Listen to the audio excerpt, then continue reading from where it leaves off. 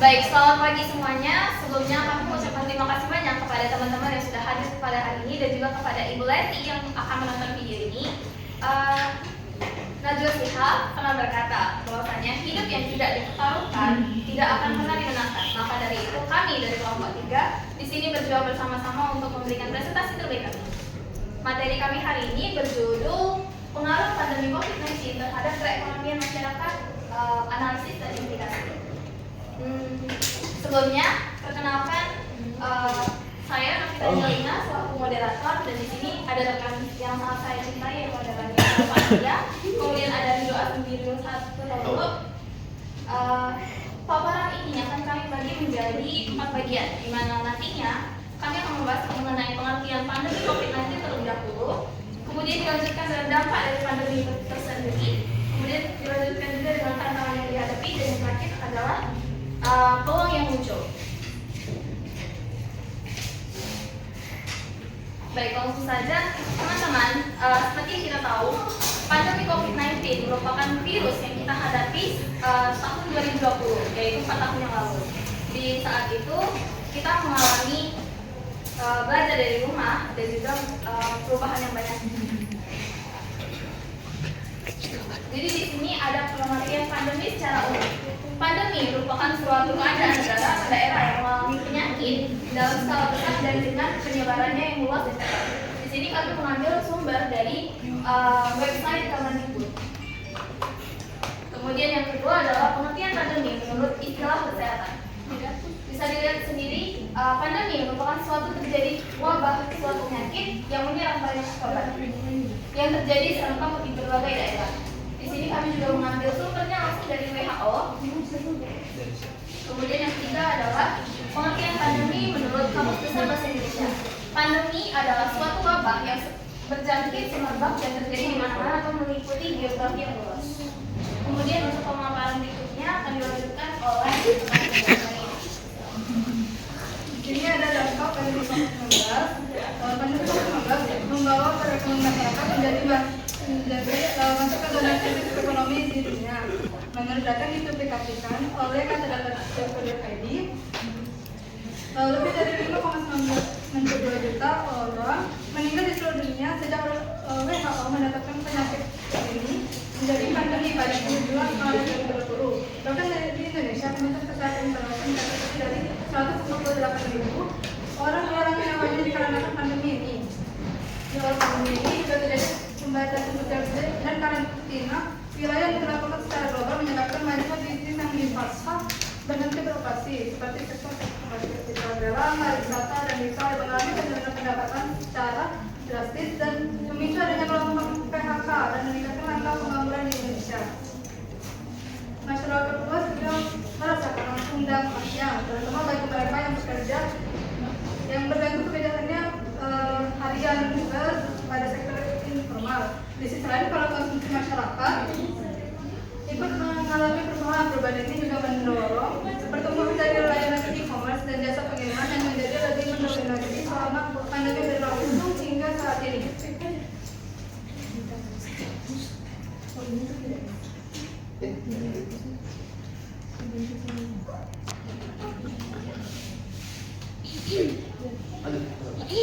Baik, di sini saya akan menjelaskan tantangan. Pertama itu tantangan yang dihadapi dalam kita mengalami pandemi COVID-19. Satu, itu ada penurunan ekonomi. Contohnya ada pembatasan sosial dan sistem lockdown menyebabkan penutupan bisnis secara sementara maupun permanen. Adanya pemutusan hubungan kerja atau biasa disebut dengan PHK dan meningkatnya angka pengangguran menjadi tantangan utama. Lalu yang kedua ada dampak dari kesehatan mental. Pembatasan sosial, isolasi, dan ketidakpastian dari pandemi ini menyebabkan meningkatnya kasus kecemasan, depresi, dan stres di masyarakat. 3. Ada krisis kesehatan global. Sistem kesehatan di seluruh dunia juga kewalahan dan lonjakan pasien yang melonjak. Hingga banyak negara yang kekurangan tenaga medis, ventilator, dan alat pelindung diri. Yang keempat, ketidaksetaraan dalam pendidikan. Dengan adanya perubahan mendadak pembelajaran daring, memperlebar kesenjangan pendidikan. Siswa di daerah terpencil atau dengan latar belakang ekonomi yang cenderung kesulitan Siswa di daerah terpencil dengan latar belakang ekonomi yang rendah cenderung kesulitan dalam mengikuti pembelajaran. Lalu sorry. Lalu ada tantangan setelah COVID nanti berlangsung. Adanya pemulihan ekonomi. Namun pemulihan ekonomi ini berlangsung dengan secara lambat. Meski pandemi telah berakhir, proses pemulihan ekonomi Indonesia mengambil perjalanan yang lambat. Lalu ada perubahan permanen dalam pasar kerja. Banyak pekerjaan yang hilang selama pandemi berlangsung mengakibatkan perubahan pasar kerja. Lalu ada gangguan berkelanjutan pada rantai pemasukan. Dampak gangguan rantai pasok masih terasa meskipun pandemi sudah usai. Seperti adanya kelangkaan bahan baku, peningkatan harga barang, dan kesulitan distribusi. Lalu ada peluang yang muncul setelah pandemi COVID-19. Satu, ada penguatan sistem kesehatan. Banyak sekarang setelah pandemi COVID-19 berlangsung, jadi banyak negara yang lebih siap menghadapi krisis kesehatan di masa depan dengan memperkuat infrastruktur kesehatan. Lalu ada perubahan dalam dunia kerja. Pandemi membuka peluang penerapan model kerja jarak jauh dan memberikan keuntungan bagi karyawan dan perusahaan. Lalu terakhir ada inovasi di sektor teknologi. Dengan adanya ekonomi digital yang terus tumbuh pasca pandemi, layanan terus berkembang dan mendorong pertumbuhan ekonomi berbasis teknologi. Lalu selanjutnya kesimpulan. Pandemi COVID-19 membawa dampak signifikan terhadap perekonomian. Dengan bisnis yang terhenti, peningkatan angka pengangguran dan penurunan pendapatan masyarakat, terutama di sektor informal. Krisis kesehatan dan kesenjangan sosial juga semakin memburuk. Namun, pandemi juga mempercepat transformasi digital dan memunculkan peluang di sektor e-commerce serta layanan kesehatan. Sekian dari kami, terima kasih. Oh, maaf, saya terima kasih.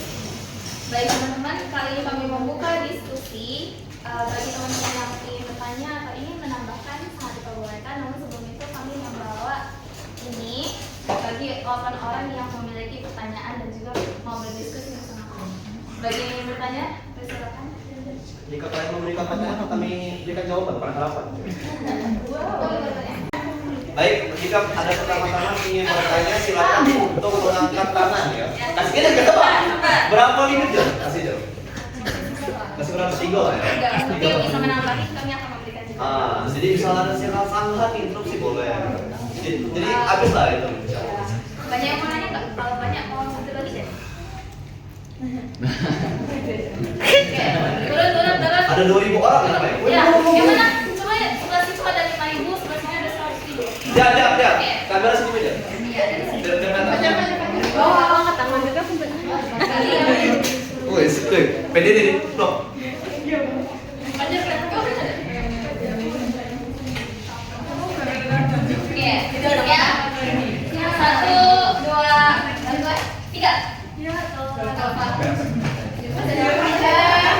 Nama, NIP, tempat tinggal, tanggal lahir. Ada cowok lagi. Nama, NIP, nama istri, NIP-nya akhirnya B146. 146. Di sini tuh aku ingin bertanya, COVID-19 kan berdampak sekali pada para pelajar, di mana para pelajar itu tuh belajar melalui media online seperti Zoom, Classroom, kayak gitu kan. Terus membuat mereka nih bermalas-malasan, lebih ke bermalas-malasan dibandingkan memperhatikan apa yang dijelaskan oleh guru melalui media online tersebut. Nah, bagaimana cara mengatasi masa transisi antara COVID-19 dan setelah COVID-19 itu? Nanti masa pendidikan ya, cara misalnya. Cara mereka malas-malasan untuk belajar di rumah, tapi cara mereka kan semangat mereka untuk belajar secara langsung, secara offline. Oke. Oke, Inovasi ya tadi ya. ya. Oke, Pak. Lanjut Oke, kita. lanjut ya. Pertanyaan kedua selanjutnya. Siap? 1, 2, 3. Lah. Lanjut lah. Lo. 1, 2, 3. Udah deh. Berikan nama dan judul. Terima kasih untuk kelompok ya. Perkenalkan saya dari Selma dengan NIM 071312842913. Oke, itu deh. Pertanyaannya ini, kalau misalnya untuk dampak ekonomi kan sejauh ini kita punya yang namanya belajar melalui media online atau belajar melalui secara daring ya. Nah, terus gimana sih dampaknya itu bisa berkelanjutan karena kan peningkatan dari online itu sendiri, belanja online itu sendiri itu dimulai dari masa COVID karena waktu itu kita karantina. Jadi untuk sekarang ini kan masih dipakai tuh belanja online-nya. Nah, apakah itu dampaknya positif dan bagaimana tanggapan kalian? Karena banyak juga berita-berita kalau belanja online itu bikin seperti kayak face to face pelanggan dan penjual dan pelanggan face to face itu berkurang. Jadi pedagang-pedagang itu merasa dirugikan. Terima kasih. Ada lagi? Gitu, sorry.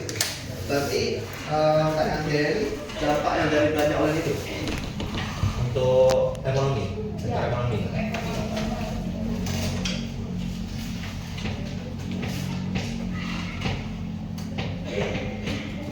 Baik, untuk pertanyaan terakhir, apakah ada yang bertanya lagi?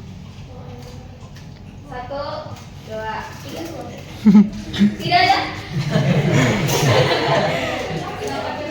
Terima kasih dari Dok. Saya kembali ke Baik, perkenalkan nama saya Nabila dengan NIM 45. Jadi pertanyaannya kembali ke masalah COVID-19.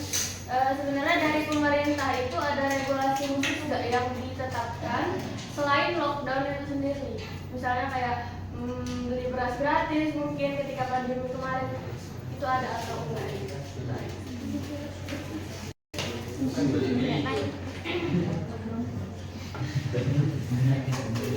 Baik, terima kasih atas pertanyaannya. Teman-teman, apakah ada yang ingin menanggapi? Belum menjawab ya sih. Bentar lagi Pak Jar datang. Apa?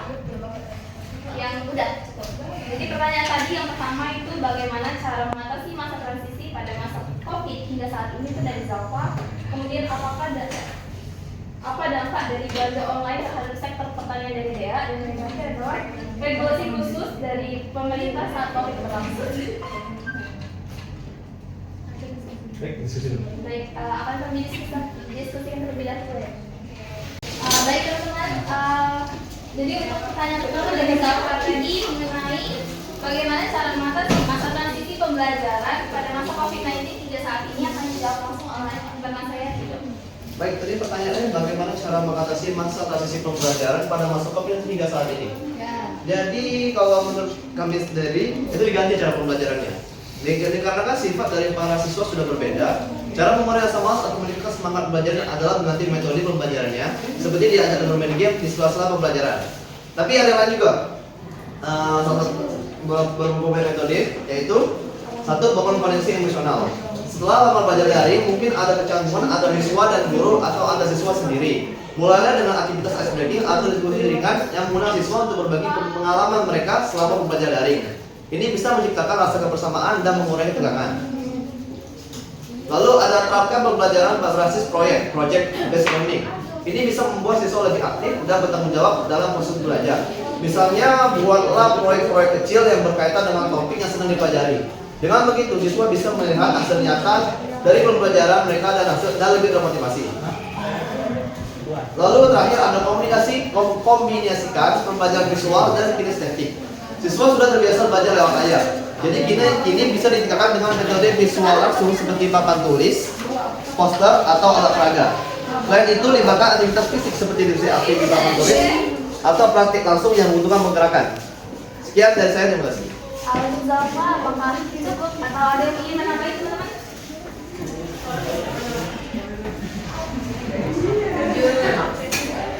Cukup. Baik. Kita lanjut ke pertanyaan berikutnya, itu dari saudari Dea. Apa dampak dari belanja online terhadap sektor perekonomian? Benar? Baik, akan dijawab langsung oleh rekan saya, Tania. Dan belanja online ini memang belanja online memiliki beberapa dampak seperti perubahan pola konsumsi di mana masyarakat semakin terbiasa membeli berbagai kebutuhan secara online, mulai dari kebutuhan pokok hingga elektronik dan jasa. Dan itu juga ini juga mempengaruhi pola belanja tradisional yang dimana mengalami pergeseran dan meningkatkan permintaan terhadap logistik dan pengiriman barang. Selanjutnya itu pertumbuhan platform e-commerce yang mengalami pertumbuhan besar baik dari segi pengguna maupun volume transaksi. Yang ketiga itu peningkatan sektor logistik. Dengan naiknya belanja online, sektor ini menjadi sangat penting. Banyaknya perusahaan pengiriman yang memiliki layanan milik e-commerce sendiri mengalami peningkatan permintaan yang juga memicu penciptaan lapangan kerja. Yang keempat itu tekanan pada retail tradisional. Banyaknya pusat perbelanjaan dan toko fisik mengalami penurunan pengunjung karena sebagian konsumen telah beralih ke belanja online.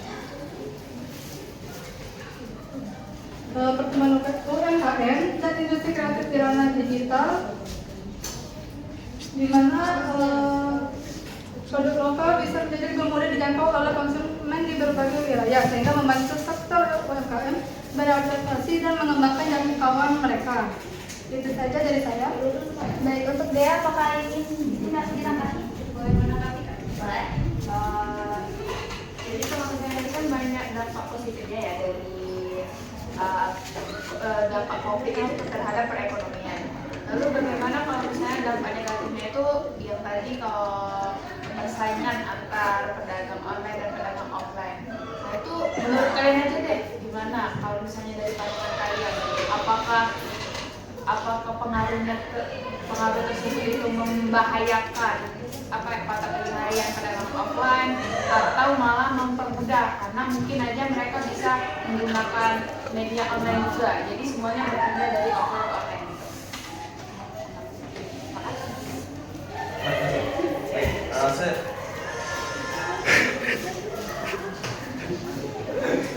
Baik, saya akan menanggapi tadi dari Sang Andre Dea. Dampak, apakah jadi dampak negatif? Coba deh. Lupa sorry. Oh, persaingannya oleh antar game. Harusnya sebagai pedagang offline dan harusnya bisa adaptasi dengan zaman yang sekarang modern. Harusnya mereka bukan hanya untuk jual offline saja di pasar atau di toko, tapi mencoba untuk mempelajari cara bagaimana jualan online. Pastinya juga ada untungnya lebih besar dari jualan tersebut.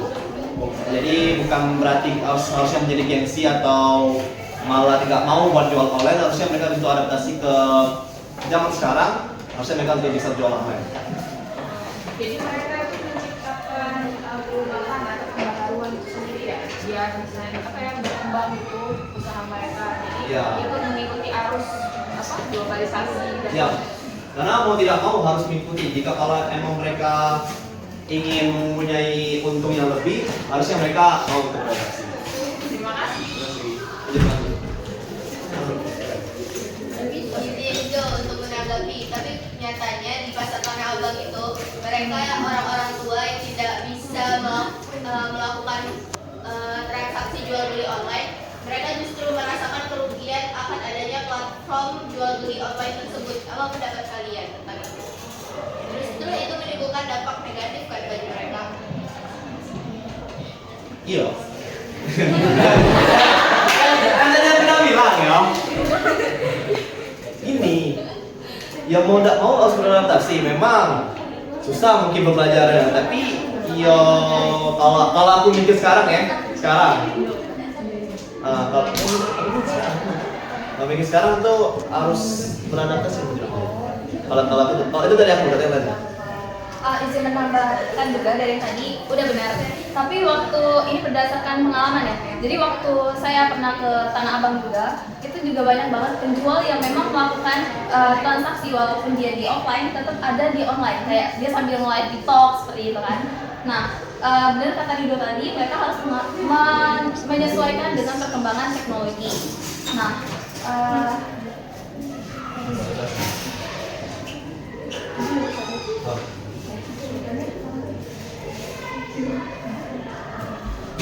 untuk Anggun, udah?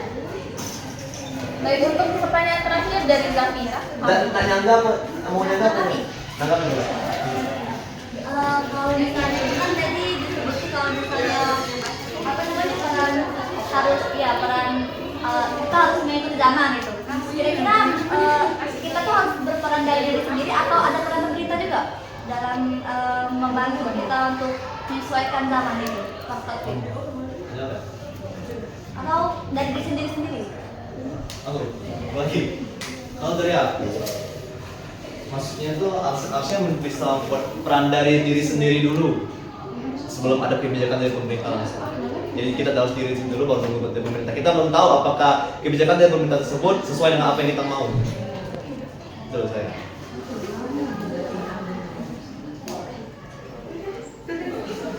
Oke. Ini Enzi mau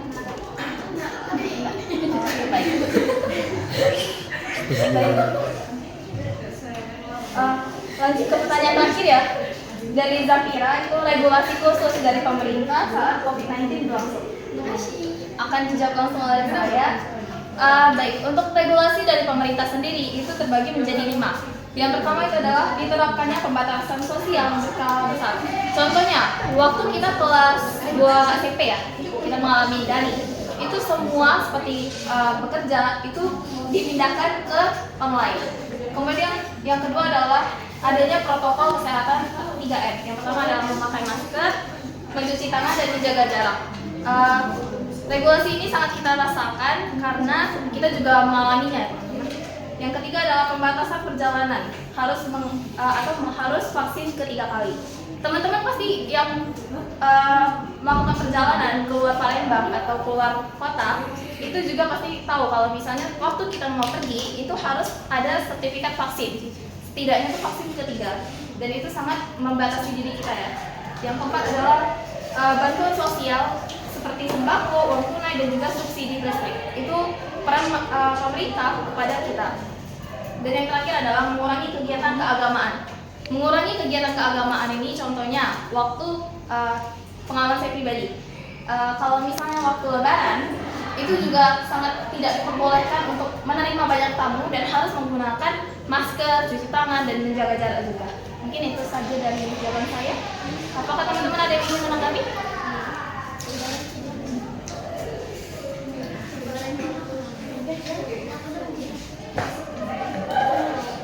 Tidak ada yang ingin menanggapi?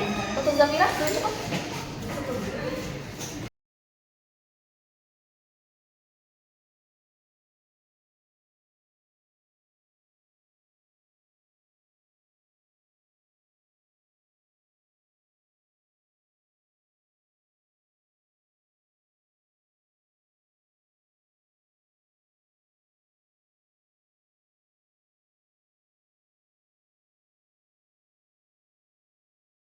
Terima kasih banyak untuk semua perhatiannya. Jika ada kurangnya, kami juga meminta maaf, dan jika ada lebihnya tidak usah dikembalikan karena kami adalah orang yang sangat ikhlas. Kami ada pantun. Cakep. Enggak, sama aja. Belum. Oke. Makan bakwan, makan nasi. Cukup sekian dan terima kasih.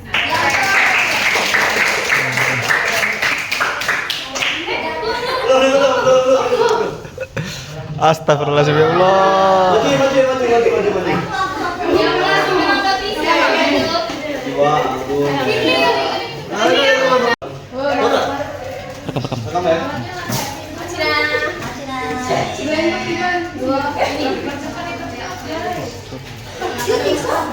Menanggapi dengan